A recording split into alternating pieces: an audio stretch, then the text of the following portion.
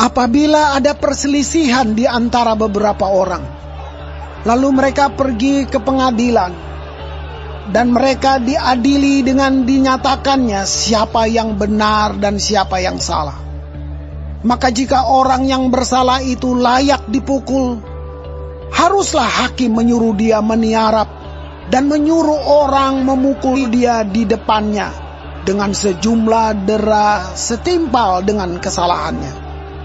40 kali harus orang itu dipukuli, jangan lebih, supaya jangan saudaramu menjadi rendah di matamu apabila ia dipukul lebih banyak lagi. Janganlah engkau memberangus mulut lembu yang sedang mengirik. Apabila orang-orang yang bersaudara tinggal bersama-sama, dan seorang daripada mereka mati dengan tidak meninggalkan anak laki-laki, maka janganlah istri orang yang mati itu kawin dengan orang di luar lingkungan keluarganya. Saudara suaminya haruslah menghampiri dia dan mengambil dia menjadi istrinya, dan dengan demikian melakukan kewajiban perkawinan ipar. Maka anak sulung yang nanti dilahirkan perempuan itu haruslah dianggap sebagai anak saudara yang sudah mati itu, supaya nama itu jangan terhapus dari antara orang Israel. Tetapi jika orang itu tidak suka mengambil istri saudaranya, maka haruslah istri saudaranya itu pergi ke pintu gerbang, menghadap para tua-tua, serta berkata, "Iparku menolak menegakkan nama saudaranya di antara orang Israel. Ia tidak mau melakukan kewajiban perkawinan ipar dengan aku." Kemudian para tua-tua kotanya haruslah memanggil orang itu dan berbicara dengan dia. Jika ia tetap berpendirian dengan mengatakan, "Aku tidak suka mengambil dia sebagai istri," maka haruslah istri saudaranya itu datang kepadanya di hadapan para tua-tua, menanggalkan kasut orang itu dari kakinya, meludahi mukanya sambil menyatakan, "Beginilah harus dilakukan kepada orang yang tidak mau membangun keturunan saudaranya." Dan di antara orang Israel, namanya haruslah disebut kaum yang kasutnya ditanggalkan orang. Apabila dua orang berkelahi dan istri yang seorang datang mendekat untuk menolong suaminya dari tangan orang yang memukulnya, dan perempuan itu mengulurkan tangannya dan menangkap kemaluan orang itu, maka haruslah kau potong tangan perempuan itu. Janganlah engkau merasa sayang kepadanya. Janganlah ada di dalam pundi-pundimu dua macam batu timbangan, yang besar dan yang kecil. Janganlah ada di dalam rumahmu dua macam eva, yang besar dan yang kecil. Haruslah ada padamu batu timbangan yang utuh dan tepat. Haruslah ada padamu eva yang utuh dan tepat, supaya lanjut umurmu di tanah yang diberikan kepadamu oleh Tuhan Allahmu.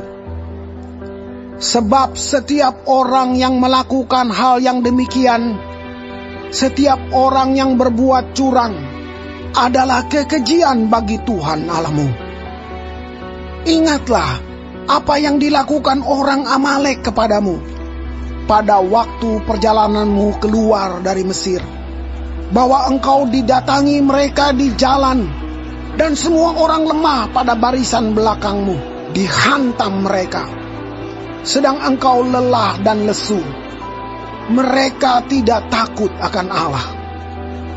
Maka apabila Tuhan Allahmu sudah mengaruniakan keamanan kepadamu daripada segala musuhmu di sekeliling, di negeri yang diberikan Tuhan Allahmu kepadamu untuk dimiliki sebagai milik pusaka, maka haruslah engkau menghapuskan ingatan kepada Amalek dari kolong langit. Janganlah lupa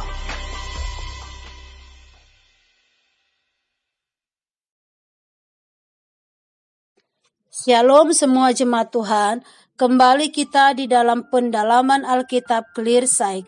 Sekarang kita sudah memasuki kitab Ulangan 25. Tuhan Yesus memberkati. Di dalam ayat 1 dan 2 dikatakan firman Tuhan, apabila ada perselisihan di antara beberapa orang, lalu mereka pergi ke pengadilan, dan mereka diadili dengan dinyatakannya siapa yang benar dan siapa yang salah.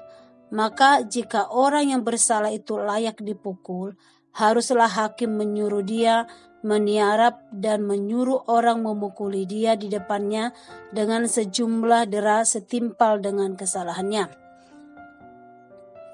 Pengadilan menjadi tempat untuk masalah dan memutuskan mana yang benar dan mana yang salah. Hakim memutuskan sesuai dengan kesalahan orang tersebut. Untuk menjaga harga diri orang yang telah diputuskan bersalah, hukumannya tidak boleh lebih dari 40 kali.